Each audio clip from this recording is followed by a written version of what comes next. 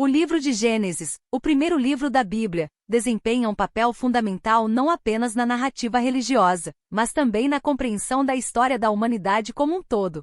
Como um relato dos primórdios da criação e das origens da humanidade, Gênesis estabelece os alicerces para a fé e a compreensão da natureza humana. Ao longo dos séculos, suas histórias têm influenciado inúmeras culturas e civilizações, moldando não apenas a fé religiosa, mas também a literatura, a arte e a ética. Nesta jornada através das páginas de Gênesis, exploramos não apenas o início da história do mundo, mas também os temas universais da criação, da queda, da redenção e da relação entre Deus e a humanidade. Assim, compreender o livro de Gênesis é essencial para entendermos não apenas as origens da fé judaico-cristã, mas também os fundamentos da nossa própria existência e da condição humana.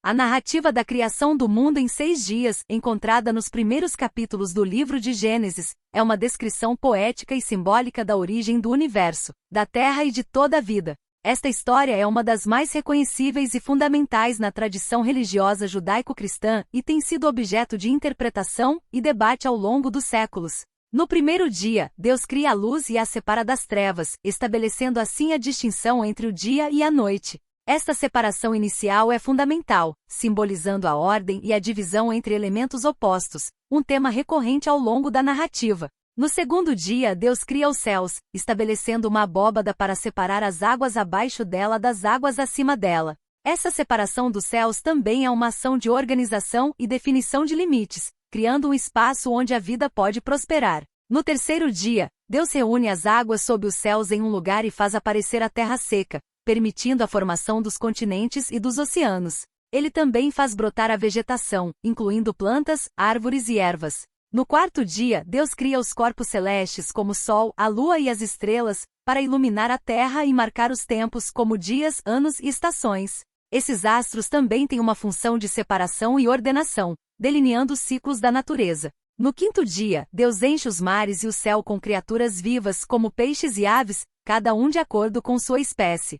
Este é o primeiro momento em que seres vivos são criados, demonstrando a diversidade e a abundância da vida na Terra. Finalmente, no sexto dia, Deus cria os animais terrestres, incluindo animais selvagens, domésticos e répteis, cada um segundo sua espécie. E como coroamento de sua criação, Deus cria o ser humano à sua própria imagem, homem e mulher, dando-lhes autoridade sobre toda a criação e a responsabilidade de cuidar da terra. Essa narrativa da criação em 6 dias não deve ser entendida literalmente, mas simbolicamente, como uma expressão da soberania e do poder criativo de Deus, assim como da ordem e da beleza do universo que ele criou. É uma história que convida à reflexão sobre o propósito da existência humana e o relacionamento entre o Criador e suas criaturas.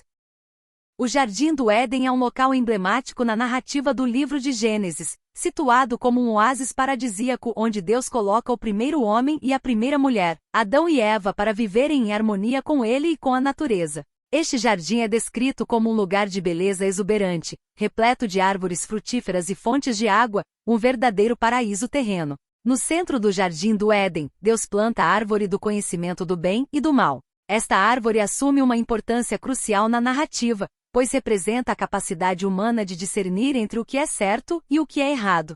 Ao comer do fruto desta árvore, Adão e Eva seriam confrontados com o conhecimento do bem e do mal, uma responsabilidade que até então não possuíam. A colocação da árvore do conhecimento do bem e do mal no Jardim do Éden simboliza a liberdade de escolha concedida por Deus aos seres humanos.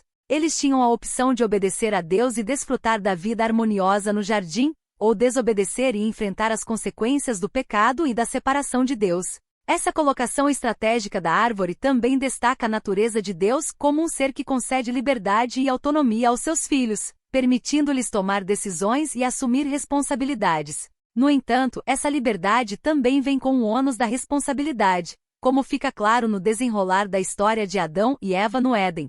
Assim, o Jardim do Éden e a árvore do conhecimento do bem e do mal representam não apenas um lugar físico, mas também um espaço simbólico que reflete as dinâmicas complexas entre a divindade e a humanidade, entre a inocência e o conhecimento, entre a obediência e a rebelião. Esses elementos são fundamentais para compreendermos não apenas o relato da queda, mas também as questões mais profundas sobre a natureza humana e o relacionamento com o divino. Adão e Eva. A tentação de Adão e Eva pela serpente é um dos episódios mais emblemáticos e simbólicos da narrativa do livro de Gênesis.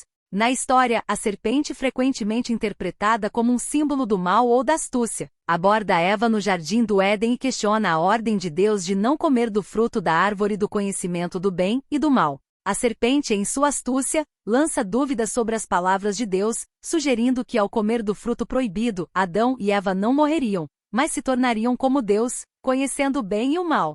Esta tentação explora a curiosidade humana e a busca pelo conhecimento, oferecendo a promessa de poder e sabedoria. Eva, seduzida pela perspectiva de adquirir conhecimento e tornar-se semelhante a Deus, cede à tentação e come do fruto proibido. Ela também oferece o fruto a Adão, que também o come. Assim, ambos desobedecem diretamente à ordem de Deus, violando a confiança e a comunhão que desfrutavam com ele no Éden. Essa desobediência é um ponto crucial na narrativa, pois representa a queda da humanidade do estado de inocência e harmonia com Deus para o estado de pecado e separação. A escolha de Adão e Eva de seguir seus próprios desejos e buscar o conhecimento por meios proibidos resulta em consequências devastadoras não apenas para eles mesmos, mas para toda a humanidade. Essa história da tentação e desobediência de Adão e Eva pela serpente nos convida a refletir sobre a natureza do pecado, a fragilidade humana e as consequências de nossas escolhas. Também nos lembra da importância da obediência e da confiança em Deus, mesmo diante das tentações e das incertezas da vida. Após a queda de Adão e Eva no Éden, várias consequências significativas se desenrolam. 1. Perda da inocência. A desobediência resulta na perda da inocência e da pureza original da humanidade. Adão e Eva tornam-se conscientes do pecado e de sua própria vulnerabilidade moral. 2. Surgimento do pecado. A queda marca o surgimento do pecado na humanidade. O ato de desobediência de Adão e Eva introduz a noção do mal no mundo e estabelece um padrão de rebeldia contra Deus. 3. Afastamento de Deus. Como resultado do pecado, Adão e Eva são expulsos do jardim do Éden, experimentando um afastamento de Deus. Eles perdem a comunhão íntima que antes desfrutavam com ele. 4. Tensões humanas. A queda desencadeia tensões humanas, incluindo conflitos interpessoais, culpa, vergonha e medo. Adão e Eva se culpam mutuamente, e a harmonia inicial é substituída por relações marcadas pela desconfiança e pelo conflito. Essas consequências da queda ilustram as ramificações profundas do pecado na vida humana e na relação com Deus. Elas também estabelecem o cenário para o resto da narrativa bíblica, destacando a necessidade de redenção e restauração através da intervenção divina.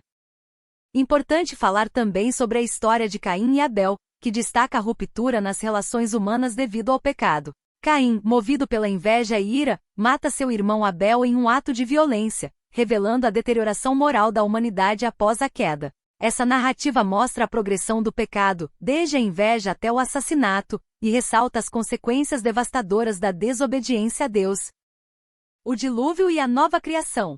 Deus, insatisfeito com a corrupção e a maldade da humanidade, decide enviar um dilúvio para destruir toda a vida na terra, exceto Noé e sua família, que são justos aos olhos de Deus. Deus instrui Noé a construir uma arca de grandes proporções para abrigar sua família e representantes de todas as espécies de animais. Noé segue fielmente as instruções divinas e, com a ajuda de seus filhos, constrói a arca ao longo de muitos anos. Quando a arca está completa, Noé e sua família entram nela, junto com os animais, antes que as chuvas comecem. Durante 40 dias e 40 noites, a chuva cai incessantemente sobre a terra, cobrindo tudo com água. A arca flutua sobre as águas, protegendo Noé, sua família e os animais do dilúvio devastador. Após o dilúvio, as águas começam a diminuir e a arca finalmente repousa sobre o Monte Arara. Noé envia uma pomba para verificar se a terra está seca e quando a pomba não retorna, ele entende que a terra está pronta para ser habitada novamente. Deus faz uma aliança com Noé, prometendo nunca mais destruir toda a vida na terra por meio de um dilúvio. Ele coloca um arco-íris no céu como sinal dessa aliança e como um lembrete de sua misericórdia e amor pela humanidade. A história de Noé e a arca destaca a importância da obediência a Deus, da fé e da confiança em sua promessa de preservação mesmo nos momentos mais difíceis. Obrigado por ter ficado até aqui. Se você gostou do vídeo, não se esqueça de se inscrever e curtir, pois isso me ajuda a trazer mais e mais vídeos como esse. Obrigado e até a próxima. Deus no comando sempre.